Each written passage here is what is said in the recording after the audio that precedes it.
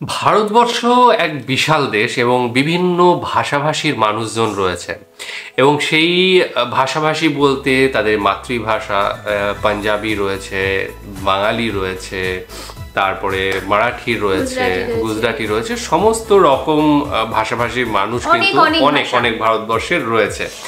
আবার এদিকে আমরা যদি বাংলা দেখি, বাংলা কিন্তু পশ্চিমবঙ্গ এবং কি বলে বাংলাদেশেই নয়, পাশাপাশি ভারতের অন্যান্য রাজ্য যেমন আসাম, ত্রিপুরা এগুলোতেও বাংলা বলা হয়, উড়িষ্যাতেও বাংলা বলা হয়।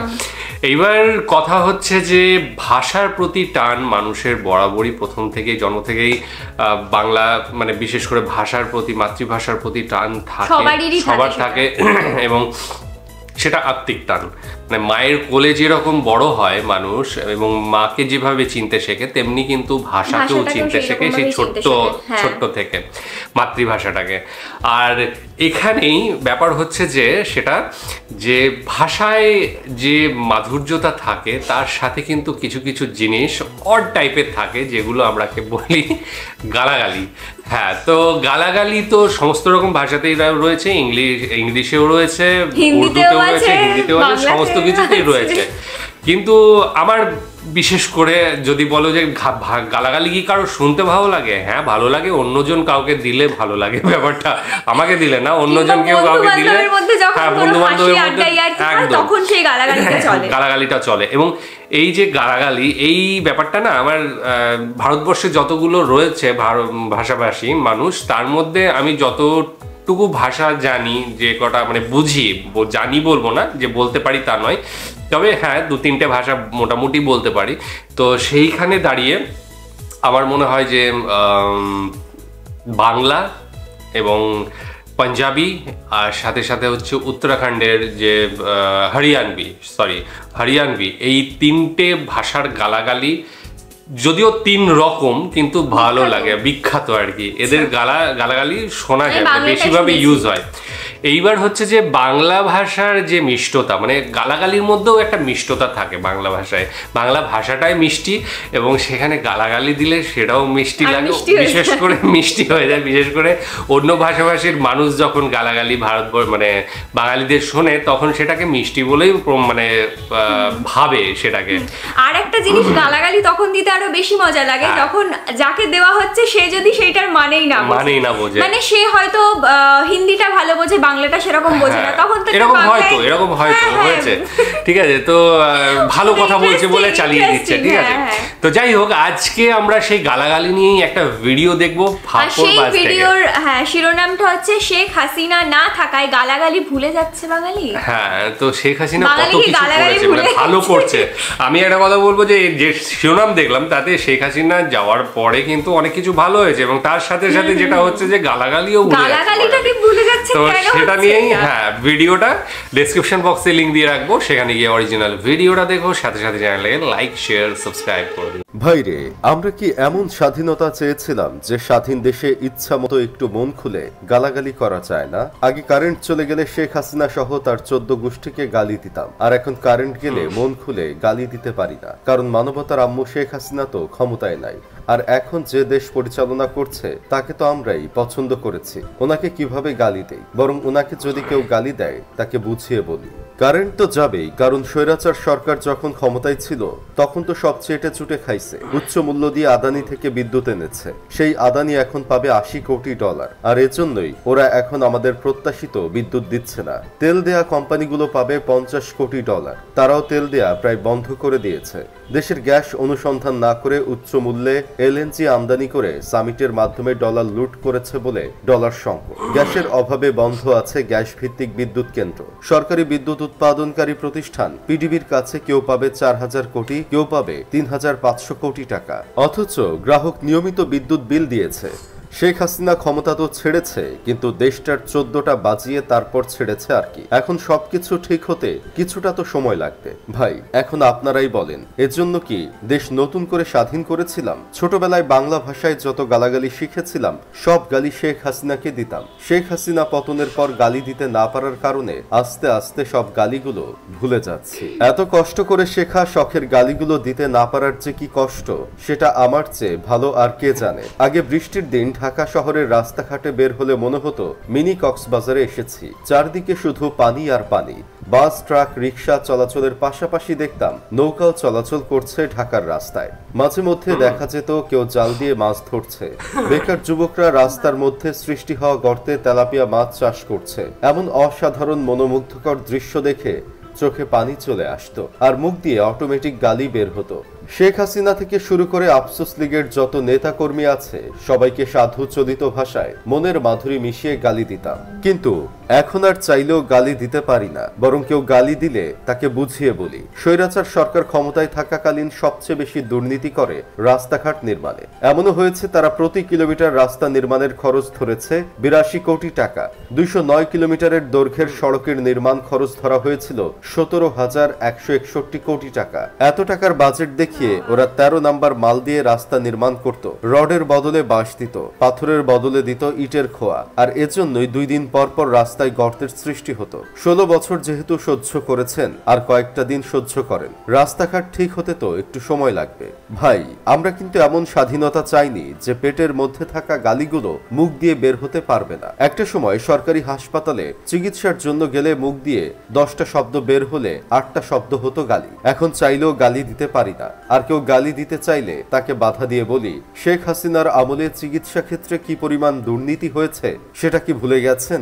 হাসপাতালে 2টা পর্দার দাম ধরা হতো 14 লাখ, 2টা বালিশের জন্য বাজেট ধরা হতো 52,000। এত পরিমাণ দুর্নীতি হয়েছে যে সেগুলো ঠিক করতে একটু সময় তো লাগবে, তাই ধৈর্য ধরেন। দেখেন ভাই, মন খুলে যদি গালি দিতে না পারি তাহলে এই স্বাধীনতা দিয়ে কি আর হবে?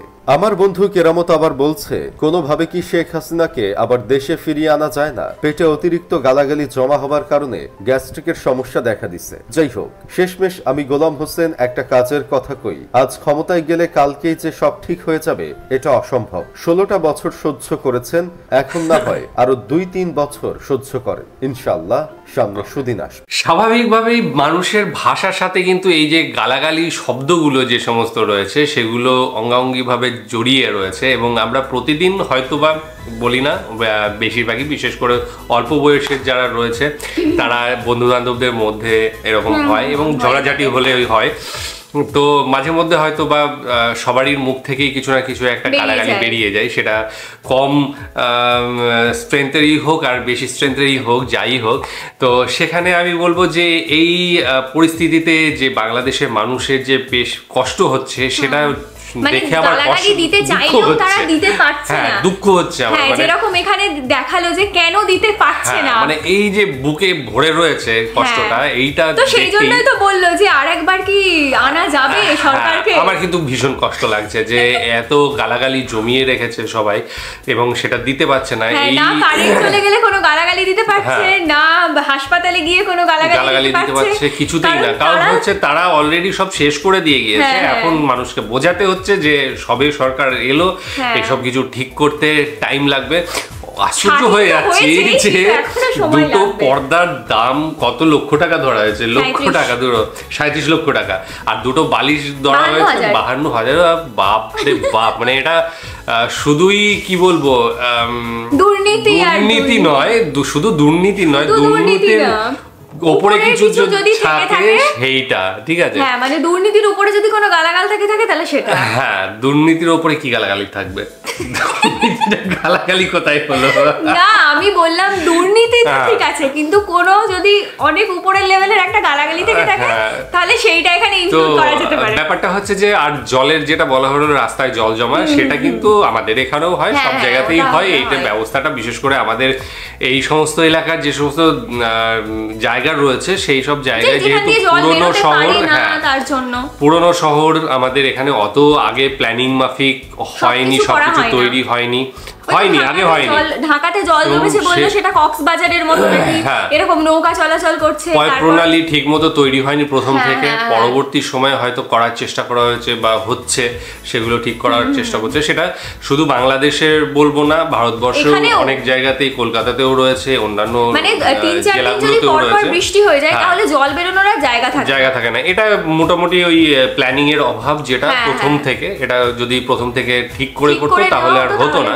হ্যাঁ এইবার তার পরবর্তী সময়ে যেভাবে কাজ হচ্ছে এবং সেখানে যদি দুর্নীতি লেগে থাকে তাহলে রাস্তা তৈরির ব্যাপারটা যেটা দেখলাম যে কি জানো ওটাকে বলে রডের বদলে বাঁশ দেওয়া হতো, পাথরের বদলে ইটের টুকরো দেওয়া হতো, ওই জন্য দুদিন পর তো রাস্তা ভাঙবে। এগুলো মানে হয় আমাদের দুর্ভাগ্য যে এগুলো এখনো হচ্ছে, এই শতাব্দীতে এসেও আমাদের সেগুলো পোয়াতে হচ্ছে। আর মানুষের মধ্যে যে সততা, যে মানুষের জন্য কাজ করার প্রবণতা, সেইটা কিন্তু কমে গিয়েছে আমাদের এদিকে। আছে, বাইরের দেশেও হয়তো আছে, কিন্তু সেইভাবে সেটা পরিলক্ষিত হয় না। আর আমার মনে হয় এর পিছনে সবচেয়ে বড় কারণ হচ্ছে জনসংখ্যা, এবং জনসংখ্যা এবং শিক্ষা, এই দুটো যদি যতক্ষণ না মানে ঠিকঠাক হচ্ছে ততক্ষণ হবে না। কারণ আমি অনেকেই হয়তো আমার সাথে একমত নাও হতে পারো, সেটা হচ্ছে জনসংখ্যাটা। কারণ জনসংখ্যা একটা পুঁজির ওপরে যদি একজন থাকে তাহলে সেটা সে ভোগ করে, কিন্তু সেই পুঁজিটার ওপরে যদি 100 জন থাকে তাহলে কিন্তু সেই পুঁজিটাও কমে যাবে, ভাগটাও কমে যাবে। আবার কেউ যদি একটু বেশি পুঁজি নিতে চায় তখনই কিন্তু এসে যাবে ওই ঘুষ দেওয়ার ব্যাপারটা, যে আমি বেশিটা নেব, আমাকে ঘুষ দিতে হবে, কারণ না হলে তো পাবে না সে। ঠিক আছে, এই লোভটার কারণেই কিন্তু এইগুলো হচ্ছে। আমরা বলছি যে আমরা সঠিক পথে এগোবো, কিন্তু ঘুষ দেব না, কিন্তু হবে না, হওয়া সম্ভব নয়। কারণ যে বসে আছে সেও ঘুষ নিতে রাজি আছে, যে দিচ্ছে সেও দিতে রাজি আছে, কারণ সে কিন্তু ভালোটা চাই। ঠিক আছে, আমার কাছে 10টা চাকরি আছে, 10টা যদি 10 জন থাকে 10 জনকে আমি দিতে পারবো, কিন্তু সেখানে যদি 100 জন থাকে তাহলে কিন্তু আমি সবাইকে দিতে পারবো না। যে আমাকে বেশি ঘুষ দেবে তাকে আমি দেবো। তো সুতরাং এইটা কিন্তু অবশ্যই দেখতে হবে যে এখানে আরেকটা জিনিস যোগ্য অযোগ্যেরও ব্যাপার আছে। অবশ্যই আমি সেজন্য বললাম শিক্ষা। ঠিক আছে, আর যোগ্য অযোগ্যরাও চাকরি পাচ্ছে, কারণ টাকাটা দিতে পারছে বা ঘুষটা দিতে পারছে। তো ওই যে বললাম, সেই জন্য দুর্নীতি ছেয়ে গিয়েছে। এই জায়গাটাই আমরা যদি পশ্চিমা দেশগুলো দেখি, সেখানে কিন্তু জনসংখ্যা অনেক কম এবং তাদের ল্যান্ড এরিয়া বা যাই বলো প্রাকৃতিক সম্পদ সেগুলো কিন্তু অনেক বেশি। সুতরাং তাদের ক্ষেত্রে কিন্তু এই সমস্যাটা হচ্ছে না, হচ্ছে কাদের?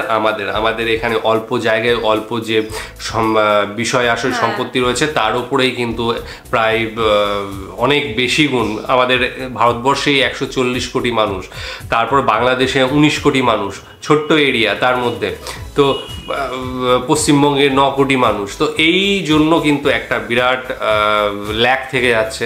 আর এটাকে আগে সলভ করা উচিত জনসংখ্যা এবং সাথে সাথে শিক্ষা।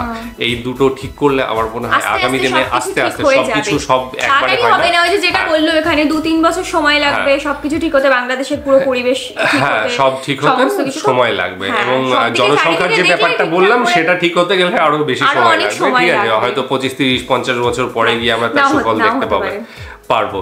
তো যাই হোক, ভিডিওটা দেখলাম এবং গালাগালি যে দেওয়ার কষ্টটা আমরা বুঝতে পারছি, তোমরা দিতে পারছো না।